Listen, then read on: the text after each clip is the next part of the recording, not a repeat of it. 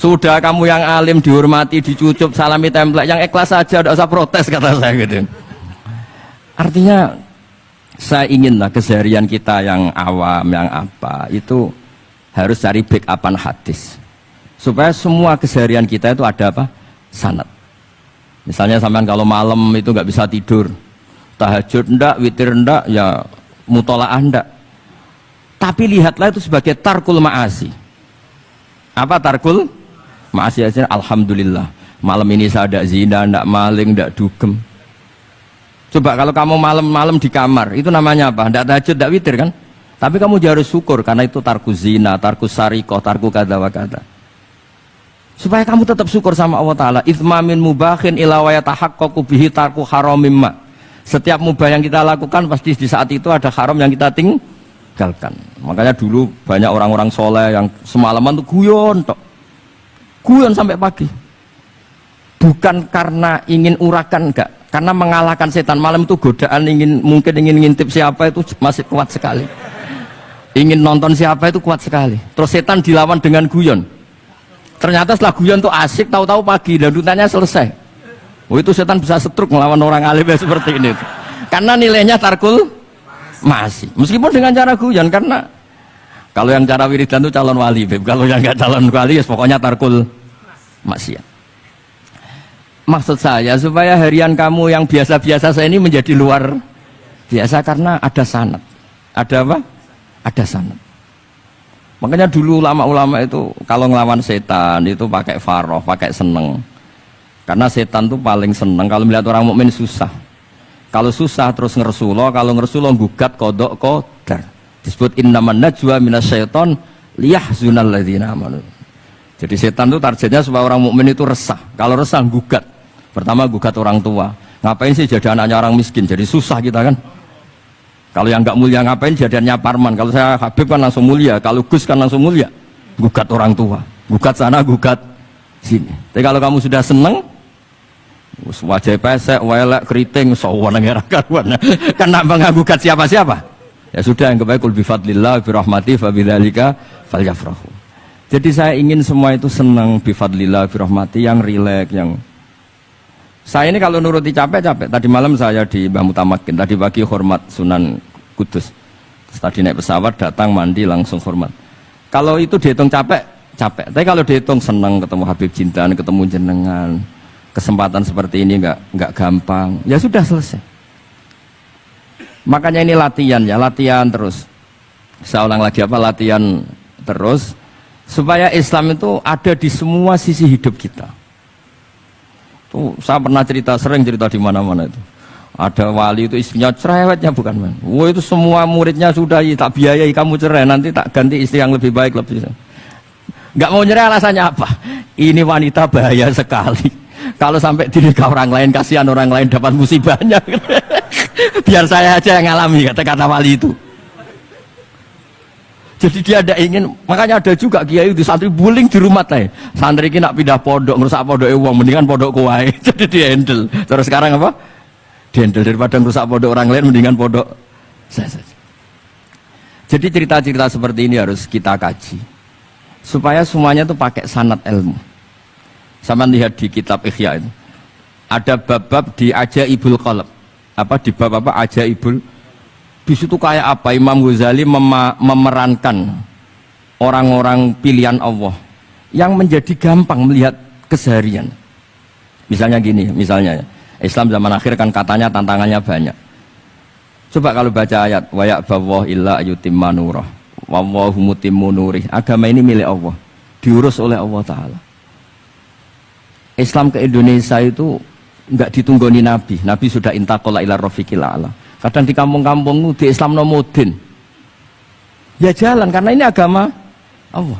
Kita ditinggal-tinggal orang yang lebih baik ketimbang kita. Islam kita tunggui. Ya jalan, memang ini agama Allah yang ngurus Allah. Kamu tidak usah khawatir. Jadi seneng kita bukan karena dablek, karena yakin jaminan Allah Subhanahu wa Ta'ala. Jangan sampai kamu itu seneng karena dablek, karena arogan, jangan. Karena bidomanillah, yakin bidomanillah wa bikafalatillah. Seperti senangnya Sayyid Abdul Muttalib. Ketika Ka'bah mau dirubuhkan Abraha, ada penyerangan Abraha. Ini yang Mbah Mun sering cerita ini. Wah itu semuanya kalah. Terus takok, man sayyidu hadhil wadi? Siapa tuan di sini? Abdul Muthalib. Abdul Muthalib itu datang dengan wibawanya yang luar biasa. Abraha itu sampai bingung dia.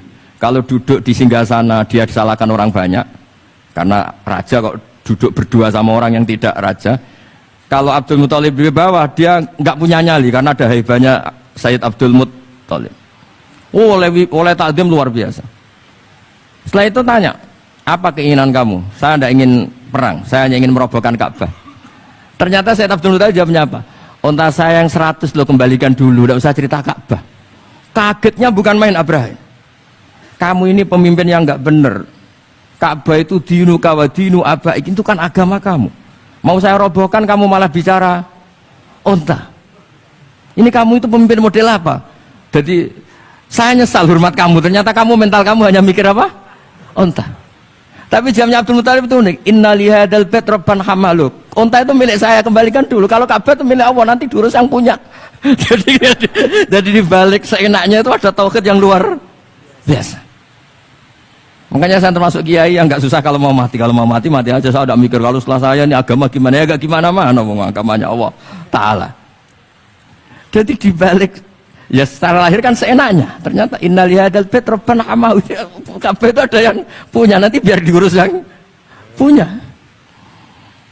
Nah maksud saya kalau jenengan ini kan insya Allah ndablek semua. Kawin ya gak mikir istri saya nanti makan apa. Ya kan? Masa depan kamu ya tidak dipikirkan, warisan nggak punya apa-apa, nggak punya ya sudahlah. Bukan karena dapet, karena tawak. Itu saja pokoknya saya ingin ngomong, pokoknya perilaku Anda keseharian itu jadi energi toat, ya. Perilaku keseharian Anda ini jadi energi apa? Itu saja. Barokahnya kamu ngaji nopo sanat. Itu dulu ada ulama miskin sekali. Itu tiap pagi datang ke gunung paling tinggi, terus dia duduk itu agak-agak angkuh itu. Siapa yang lebih raja ketimbang saya? Terus ditanya, kamu tidak raja kok merasa? Ukuran raja itu tidak ada yang berani nyurus. Di sini juga tidak ada yang berani nyurus saya. Lu itu sudah bisa syukur sampai mati. Karena sekali dia kumpul orang, lihat orang naik Alphard ngeluh, lihat orang punya istri cantik ngenes, lihat apa ngenes daripada gitu naik ke gunung. Siapa yang bisa menandingi keladatan saya dalam hidup ini? Ana ma'allah wabillah ngomel-ngomel sendiri. Tapi itu cara dia syukur. Cara dia apa? Syukur. Dan akhirnya betul dia punya sanad. Mangkana aminan fi sirbih mu'afan fi jasadi intahu kuntu yaumi faka'anna ma khizat lahu dunya bihadzafiriya. Ya sebentar orang itu sehat, ya aminan fi sirbih mu'afan fi jasadi intahu kuntu yaumi faka'anna ma khizat lahu dunya bihadzafiriya. Jadi ini madhab saya karena saya diundang di sini pasti Habib Jiddan juga ingin khas saya. Jadi kalau saya pura-pura tawadhu, pura-pura baik kan kaget. Kenapa Gus Bak sekarang jadi baik kan nanti? Ya ini anggap saja jujur. Ya kok rubah gitu. Nggih ngoten mawon mugi-mugi barokah. Assalamualaikum warahmatullahi wabarakatuh.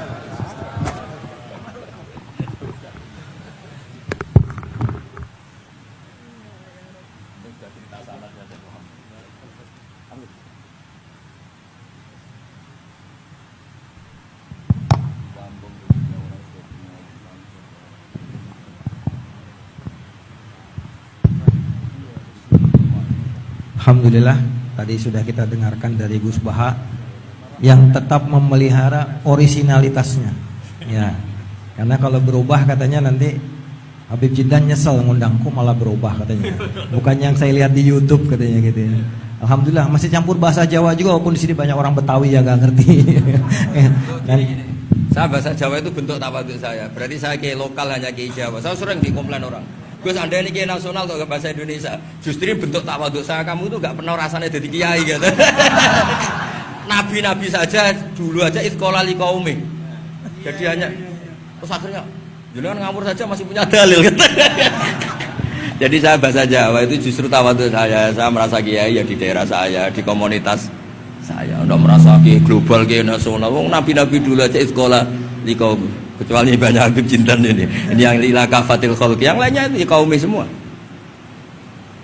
Sebenarnya saya tidak ingin berargumentasi supaya kamu tahu bahwa pilihan saya itu ada sanad itu aja.